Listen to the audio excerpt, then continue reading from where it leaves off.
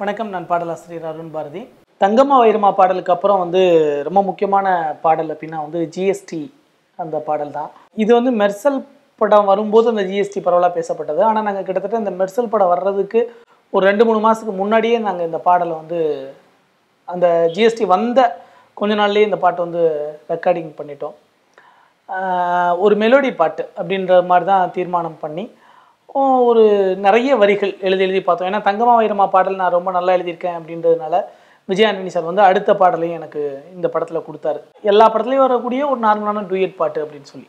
ஆனால் இந்த படத்தில் என்ன நேரம்னு சொல்லி நான் ஜிஎஸ்டியாக மாறி நீங்கள் என்ன வச்சு செய்கிறேன்னு போட்டோமோ தெரில. இந்த பாட்டு வந்து அந்தளவுக்கு வச்சு செஞ்சிருச்சு. கிட்டத்தட்ட ஒரு 51 பல்லவி சரணங்களாவது இந்த படத்தை இந்த பாடலுக்காக மட்டுமே நான் எழுதியிருப்பேன். அவ்வளவு எழுதி பார்த்தோம்.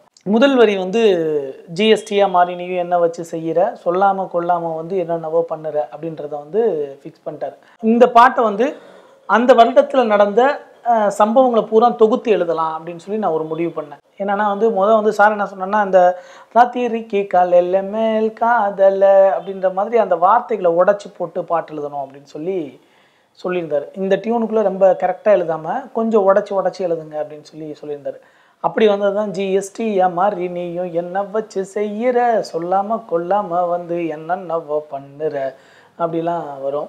ஸோ இப்படியெல்லாம் நம்ம பண்ணி பார்க்கலான்னு சொல்லி அந்த பாடலுக்கான ஒரு பரிசோதனை முயற்சின்றது வந்து நிறைய பண்ணி பார்த்தோம். கிட்டத்தட்ட ஒரு 50 பேப்பர் போயிருக்கோம். ஒரு 50 பல்லவி சரணங்களாவது எழுதிட்டு கடைசியாக வந்த ஒரு இறுதி வடிவம் தான் இந்த வடிவம்.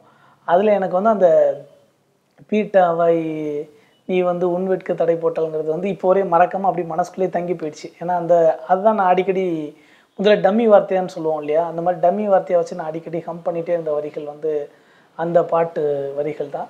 ஸோ இப்போ வந்து ரொம்ப அற்புதமான ஒரு பாட்டாக மாறிடுச்சு. அப்புறம் சரி பாட்டெலாம் எழுதி முடிச்சிட்டோம், நல்லபடியாக தேட்டரில் வரப்போகுது அப்படின்னு பார்த்தோன்னா கடைசியாக சென்சார்லேயும் அந்த பாட்டு வச்சு செய்ய ஆரம்பிச்சிருச்சு. சென்சார் போர்டு போனால் ஜிஎஸ்டிங்கிற வார்த்தையை பயன்படுத்தவே கூடாது அப்படின்ட்டாங்க.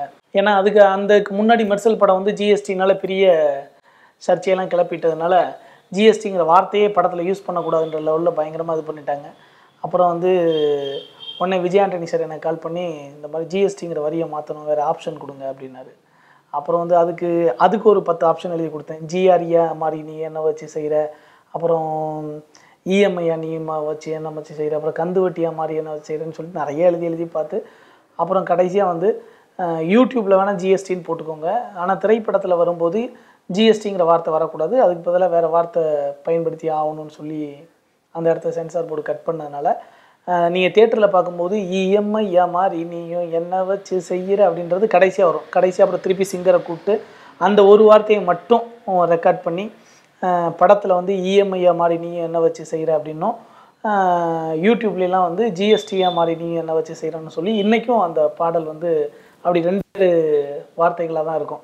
அதனாலேயே எனக்கு பாட்டோட முதல் வரி வேறையா, அதனால் நான் வெளியில் நான் ஜிஎஸ்டி பாட்டு எழுதிட்டேன்னு சொல்கிறதா இல்லை இஎம்ஐ பாட்டு எழுதிட்டேன்னு சொல்கிறதான்னே ஒரு பெரிய குழப்பம் இருந்துக்கிட்டே இருக்கும். ஆனால் இந்த குழப்பங்களை எல்லாம் தாண்டி அந்த பாடல் வந்து ஒரு மிகப்பெரிய வெற்றி பாடலாக அமைஞ்சது. நிறைய இளைஞர்களுக்கு பிடித்த ஒரு பாடலாக அமைஞ்சது. அந்த பாடல் எழுதுனதில் எனக்கு உண்மையிலே ஒரு மிகப்பெரிய மகிழ்ச்சி.